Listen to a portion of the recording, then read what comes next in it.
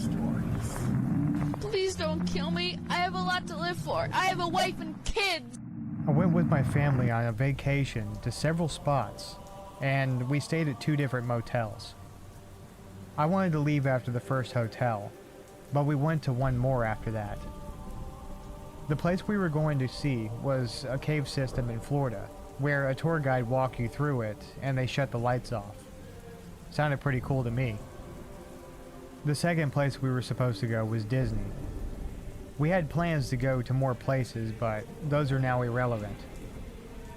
The first hotel we stayed in was a Holiday Inn, and I got settled into my room while my parents got one for themselves. There was a door connecting between us, so if we needed to, there was an entrance that wasn't outside. I decided the first thing I wanted to do was go outside to the pool area with my mom, so we got dressed for that, and we went out there. There was a pretty strange guy that was acting out of sorts near the pool, but we ignored him for the most part. We got in the water, and so did he. At first, he was getting really close to my mom, and trying to brush up against her, seemingly on accident. But it happened way too many times, so she pushed him away and got out of the water. He then started on me. I only let it happen once, and then I got out. We went and told the hotel staff, which didn't at all seem like they cared too much. They just told us that they would take care of it. Mom and I went back to our rooms to find something else to do. Dad was watching TV, and we agreed not to tell him anything because we didn't want him to turn this into a manhunt. This was a vacation. He would have ended up getting arrested for no reason. So we found something else to do before nightfall. The next morning, the guy was still lurking around the hotel, but he didn't seem to be doing anything but walking around at random. His eyes looked pretty vacant. We all went to the breakfast that they told us that would be there at the hotel, but I couldn't enjoy it because that guy finally found where he was going, and that happened to be at the table across the room from me, facing my direction. I kept looking over, and his eyes would wander elsewhere until he thought I wasn't looking anymore, and then go back to me. I just got up and ate the rest of my food in the room. The guy followed me back to my room and sat outside the window on the curb. My mom noticed this and told the hotel staff again about his behavior. It was absolutely creepy and he needed to stop. We were supposed to stay for 2 more days and then go to the caves. Those 2 days, he kept following me around the hotel, and the staff did nothing about it. We left finally as he lurked around the corner and watched us as we packed our things up and left. I thought that was the end of it. I instantly felt better as we pulled away, and I'd never have to see him again. The caves were awesome, and I had a great time. I've never been in a cave like this, and I'd love to go back sometime. Maybe I could go cave exploring with professionals one day. I think I found my later life hobby doing that. This isn't where it all ends though. The second hotel was just as bad. I didn't decide to go swimming or anything. There was a guy that followed me around the second hotel as well. The next hotel we stayed at had an elevator, and I think if we had stayed at the expensive Disney hotel, this probably wouldn't have happened. I was on the elevator in a hotel in Claremont, and this guy decided it was cool to try to get a sniff of me. Once I got off the elevator, he chased me down to my room, which my dad had been standing in the doorway of the next one over. I ran into the room and slammed the door shut. I walked into the next room and I told my dad that the guy in the hallway was following me, and he tried to sniff me. He reached into his pocket and I heard a click. Before I could put together what that was all about, he was out the door. I looked out a few seconds later, and he had a knife to the guy's throat in the hallway.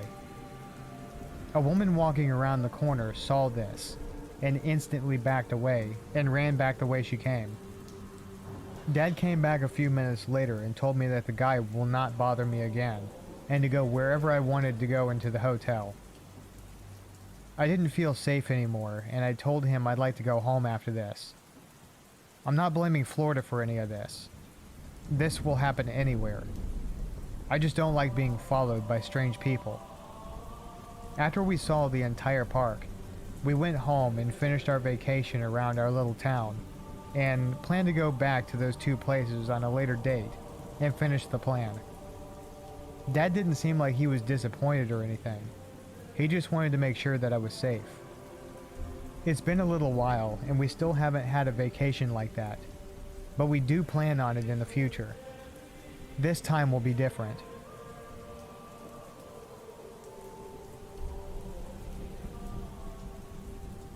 I am 22 and this incident happened a year and a half ago.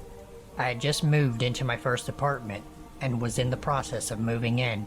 The door that led into my apartment locks itself automatically when closed.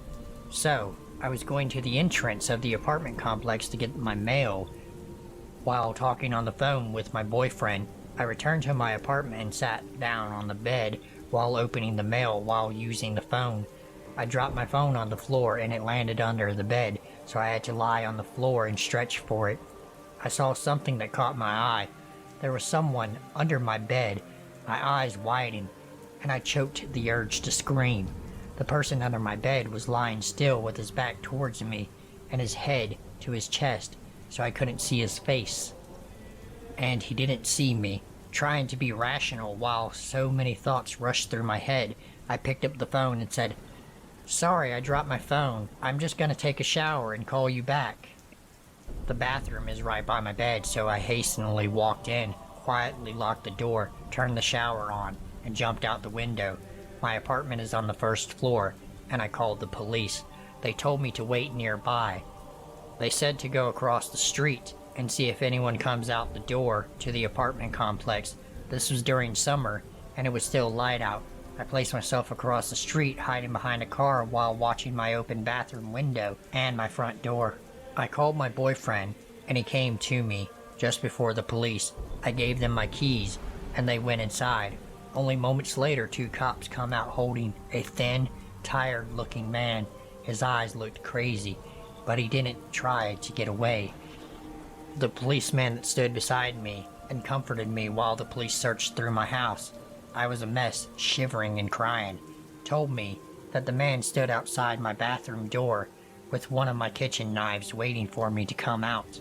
This man had somehow crept in my entry door while I was getting my mail and hid under the bed. The man that was trying to hurt me turned out to be a homeless person and was placed in a mental hospital. My boyfriend moved in with me the very next day.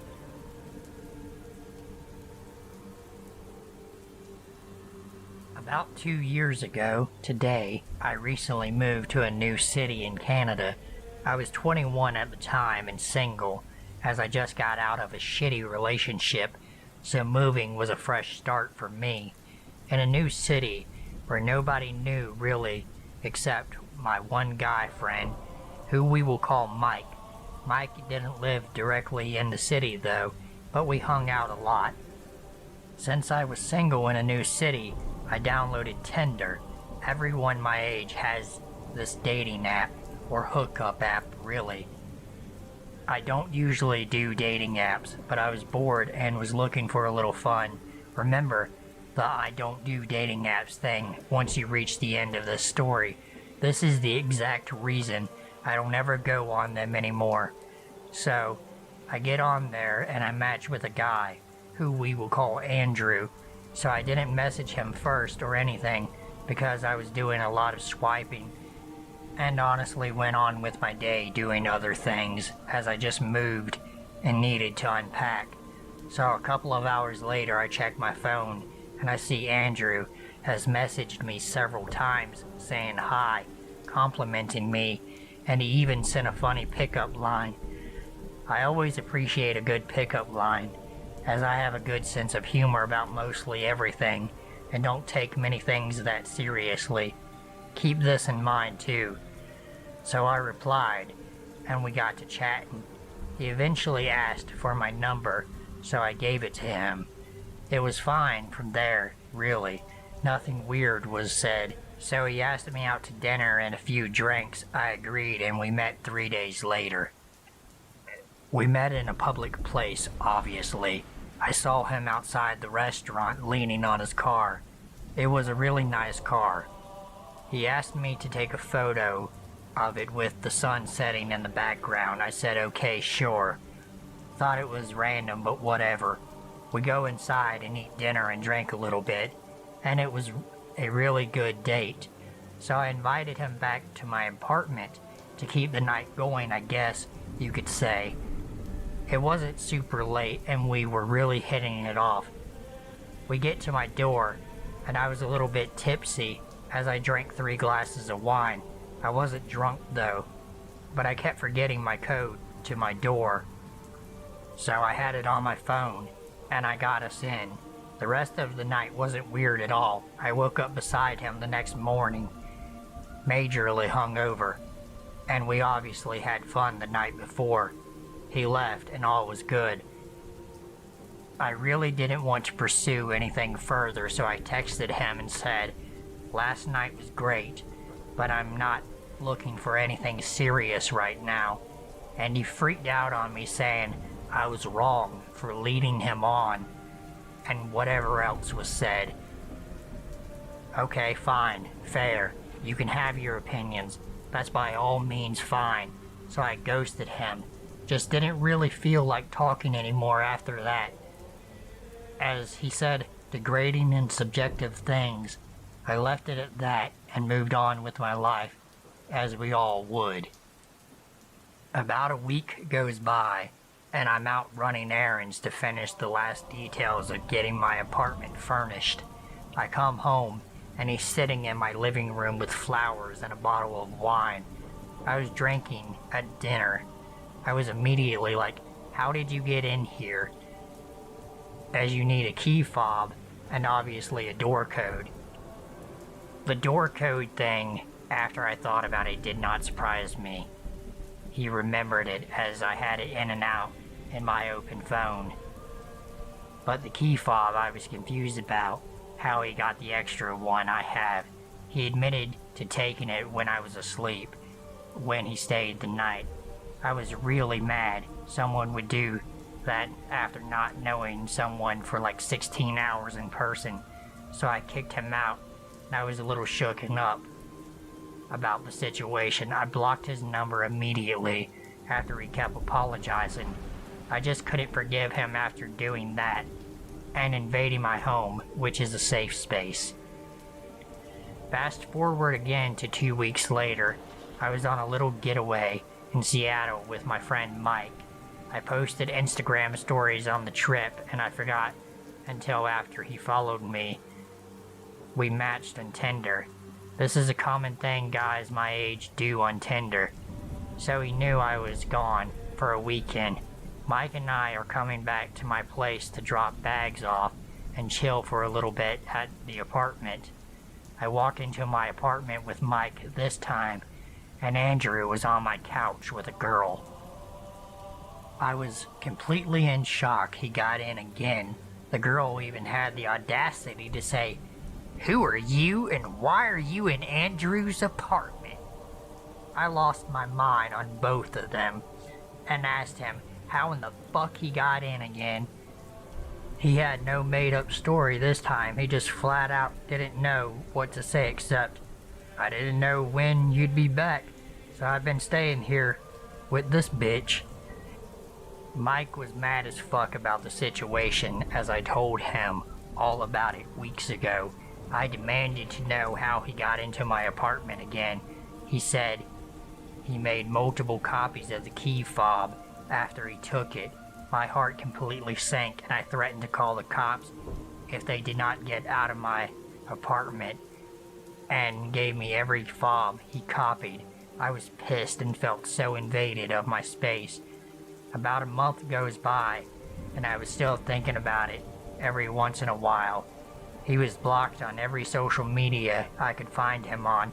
I thought he was gone until I randomly saw him places, more and more frequently, like it wasn't a one-time thing. I saw him at least 7 times, and I was in public every single time. The last time, however, I was walking the seawall alone, and it was getting kinda late and dark out. It was about 9 p.m. in the beginning of June, and I stopped to tie my shoe, and when I stood up, he was right there. I fucking panicked because I genuinely felt threatened by him at this point. He kept asking why I ghosted him and didn't accept him coming around anymore, and how I could be so mean to someone who he was so into. He kept trying to grab my arm to talk to me and started yelling. I was in tears because his next moves I had no idea about. Someone thankfully heard and intervened. I told them I was not okay, and they called the cops. He obviously ran, and the police asked me to identify him. I gave them his name, and they couldn't find anyone with that name. So now it felt like me wondering if that was even his name. I remembered I had a picture of his license plate in my phone. He had a nice car and wanted me to take a picture of it with my phone as the sun was setting behind him. Douchey, I know. So I gave them that information, and they told me the plates weren't even registered. So now, I'm mind blown by the whole thing and very confused, even a little worried. They couldn't do a whole lot with what I provided, but they said they would update me if they find anything, and to contact them if he gets into my apartment again, or if I saw him out. I never did, thankfully, but to this day I'm always looking over my shoulder for that stalker. I have since then moved, and haven't seen him again. So to the guy who broke into my apartment on more than one occasion, let's not meet again.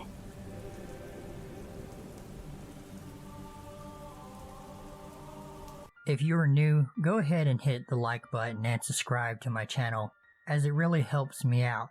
And if you are already subscribed, welcome back and thank you for subscribing.